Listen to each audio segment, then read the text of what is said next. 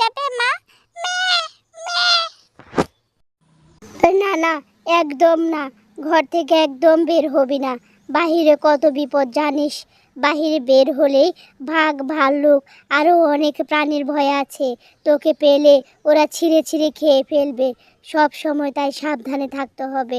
একদম ঘরের বাহিরে বের হবি না। আমি তো তোকে নিয়ে যাবই না। আর তুই আমি না থাকলেও একদম ঘর থেকে বের হবি না। এটা ছাগল ছানাকে বলে ছাগলটি ঘর থেকে বের হয়ে যায় খাবার জোগাড় করার জন্য। মাছ যতই নিষেধ করুক আমাকে, আমি আজ মায়ের কোনো কথাই শুনবো না। আমি আজ বাহিরে বের হবই হব। দেখবো আজ আশেপাশটা দেখতে কেমন। মা তো আমাকে একদিনও ঘর থেকে বেরই করলো না। একটু বাহিরে যেতে বললেই বলে বনে নাকি অনেক বাঘ, সিংহ, হরিণ আছে, আমাকে নাকি ছিঁড়ে ছিঁড়ে খেয়ে ফেলবে বের হলে। আর বলতে বলতে ছাগল ছানাটি মায়ের পিছনে পিছনে বাহিরে বের হয়। আরে বাবা, বাহিরের পরিবেশটা কি সুন্দর, কত সুন্দর আলো বাতাস, দেখতে কি সুন্দর। মা কি জন্য আমাকে বাইরে যে বের করে না? কোথায়? এখানে তো বাঘ সিংহ কিছুই দেখতে পাচ্ছি না। কত সুন্দর। আজকে আমি আমার মনের মতো ঘুরবো। কত ভালো লাগছে বাহিরে এসে। ছাগল ছানাটি হঠাৎ করে লক্ষ্য করলো দূরে একটা গরু ঘাস খাচ্ছে। আর দেখেই ভাবলো যে গরুটির কাছে গিয়ে দেখি সেটা কি সিংহ নাকি বাঘ। আরে বাপরে, এই তো দেখছি অনেক বড় জিনিস। এই জিনিসটা সিংহ হবে না, বাঘও হবে না। আর এটা কি ছাগল হবে? না না, এটা তো দেখছি আমার মায়ের থেকেও অনেক বড়। এটা কিভাবে ছাগল হয়? তার চেয়ে বরং আমি ওকেই জিজ্ঞেস করি।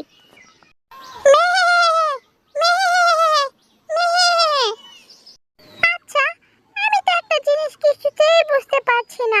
তোমার শরীর এত মোটা তাজা, তুমি এত বড় হলে কি করে? তুমি তো দেখছি আমার মায়ের থেকেও অনেক বড়। তুমি কি খেয়ে এত মোটা হয়েছো, এত বড় হয়েছো, তুমি বলো তো? হা হা হা হা হা, তোরা তো সামান্য ছাগল, এজন্য অনেক ছোট। আর আমি তো গরু, আমি অনেক ঘাস খাই, এজন্য অনেক মোটা তাজা। আমার পেট অনেক বড়। আর তোরা তো ছোট্ট প্রাণী, এত ঘাস তোরা খাবি কি করে?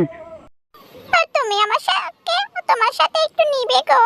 তোমার মতো এরকম ঘাস কি আজ মোটা তাজা হয়ে আসবো? প্লিজ প্লিজ প্লিজ, দয়া করে তোমার সাথে আমাকে একটু নিয়ে চলো না গো। আর কখনো বলবো না, নিয়ে যাবে তোমার সাথে আমাকে। না, তুই তো দেখছি আমাকে খুব বিপদে ফেলে দিলি। আর তোর মতো এক পুচকি যদি আমার সাথে গিয়ে তোর কোনো বিপদ হয় তখন কি হবে? আর বাঘ, অনেক ভাল্লুক, সিংহ আছে বনে, যদি তোকে পায় তাহলে তো ওরা তোকে ছিঁড়ে ছিঁড়ে খেয়ে ফেলবে। তখন কিন্তু আমি তোকে কিছুতেই বাঁচাতে পারবো না। তুমি এত টেনশন করছো কেন? তুমি দেখো আমার কিছুই হবে না। আমাকে কেউ কিচ্ছু করতে পারবে না। প্লিজ তুমি দয়া করে আমাকে নিয়ে চলো। আজকে আমার অনেক ঘাস খেতে ইচ্ছে করছে। আমি তো কোনোদিন বাইরে আসতে পারি না, আজ প্রথম বাইরে এসেছি। আর তুই তো দেখছিস আমাকে মহা বিপদে ফেলে দিলি।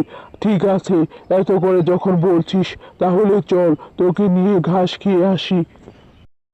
তারপর গরুটি আগে আগে আর ছাগল ছানাটি পিছনে পিছনে চললো গরুর সাথে ঘাস খাওয়ার জন্য। কি রে পুচকি, আর কত ঘাস খাবি? চল এবার বাড়ি ফিরে চল। তোর মা তো বাড়িতে অনেক চিন্তা করবে। তাড়াতাড়ি চল বাড়ি ফিরে, অনেক তো ঘাস খেলি। ওরে বাপরে, আমি ঘাস খেতে খেতে এত বেশি খেয়ে ফেলেছি, এখন পেট নিয়ে একদম নড়াচড়া করতে পারছি না। আমি যাব কি করে? তার চেয়ে বলো তুমি চলে যাও, আমি পরে যাব। এখান থেকে আমি মনে হয় আজ আর বাড়ি ফিরতে পারবো না। আমাকে নিয়ে তুমি কোনো চিন্তা করো না, আমার কিছুই হবে না, কেউ আমাকে কিছু করতেই পারবে না।